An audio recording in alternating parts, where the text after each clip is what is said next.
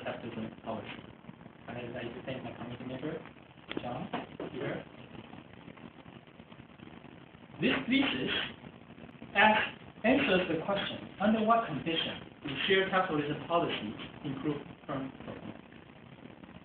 It describes the causal mechanism of high-performance board system in a startup company.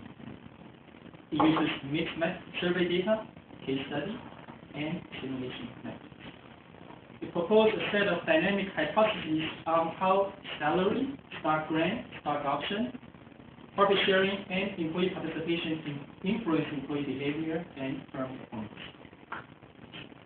And I aim to contribute to the strategic HR high-performance work system in employee ownership literature. So those are my audience. I'm going to give you a very quick overview of my thesis. I start out with an empirical puzzle. Why does employee ownership improve firm performance in some cases but not others? And the literature gap is the desire to explicate the causal mechanism of high-performance work system. So this leads to my research question.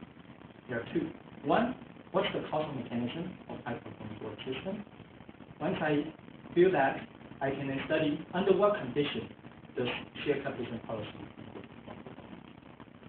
To do that, I build a system dynamics model. I inform my model using the MBER dataset, which I will explain later. I also calibrate it to a startup company. Here are some quick model insights.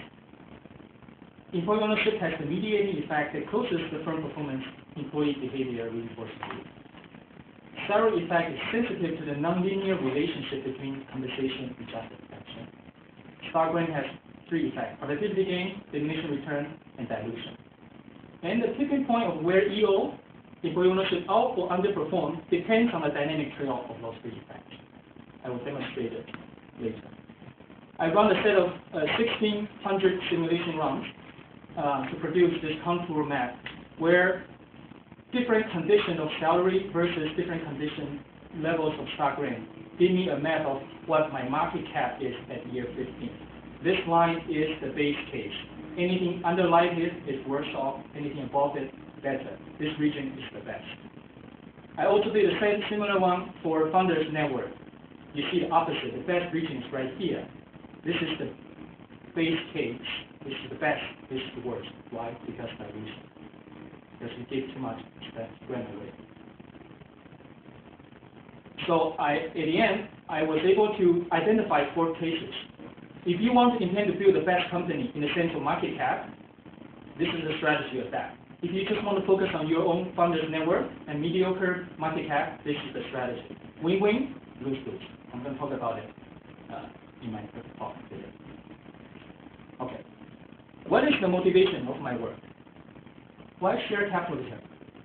Well, shared capitalism is a diverse set of compensation practices to which worker pay depends on the performance of firm and work group. So there is this feedback from how firm is performing to employees' compensation. And simply because it is very prevalent. Almost half of U.S. workers have some participate in some form of shared capitalism.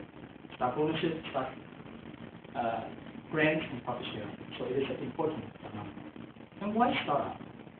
Well, I'm interested in studying in the cash-constrained environment like a startup company. Besides giving out salary which burns your cash, what are other motivational tools, such as employee ownership, that could potentially help the company escape value of debt? I'm also interested in the dynamic effect. Therefore, by definition, I would like to start from the startup phase. Founders imprint.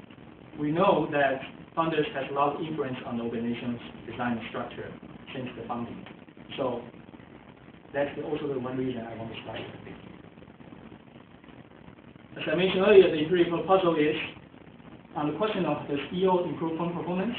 The 30-year review found 2/3 have positive effect, 1/10 have negative effect. The rest are indeterminate. So the puzzle is why improve some but not others.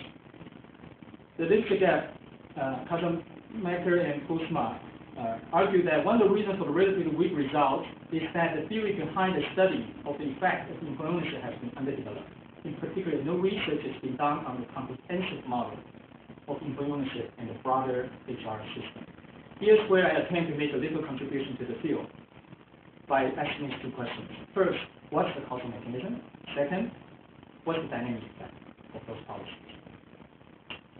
How do I do it? My methods. I start first with this drawing on the existing theory of strategic HR, hyperphaluation, and employee ownership to inform my model.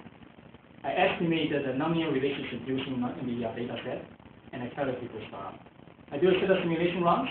I produce a set of dynamic hypotheses.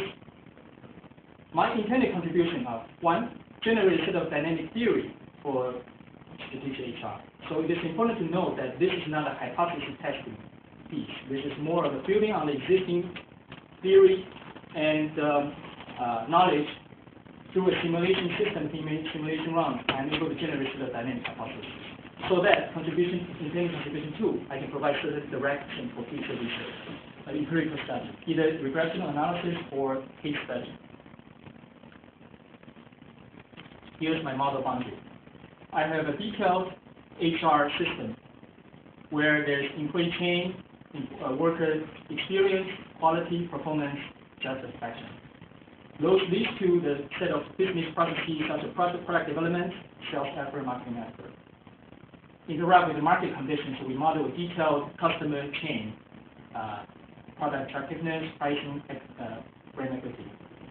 Generate a set of financial outcome, so a detailed income statement, cash flow, and share outstanding structure and venture capital structure impact.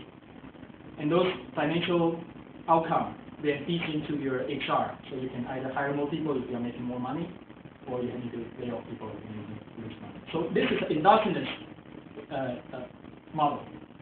What is exogenous is the set of compensation policies, such as salary, stock grant, and profit sharing.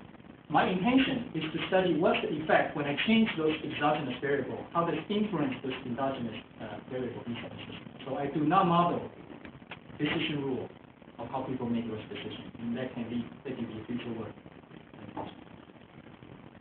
I'm going to talk about my model source. So my model was built on David Miller's 2007 thesis on clean tech venture. It's a very extensive study based on interviews on the clean tech venture. So it was drawn on that base model, and I also calibrated to the startup. My contribution lies into, one, I built a more detailed financial structure based on Oliva, Sturman, and Davis' paper. I also add structure drawn on financial and accounting literature. The more, I think the main contribution lies on the HR sector.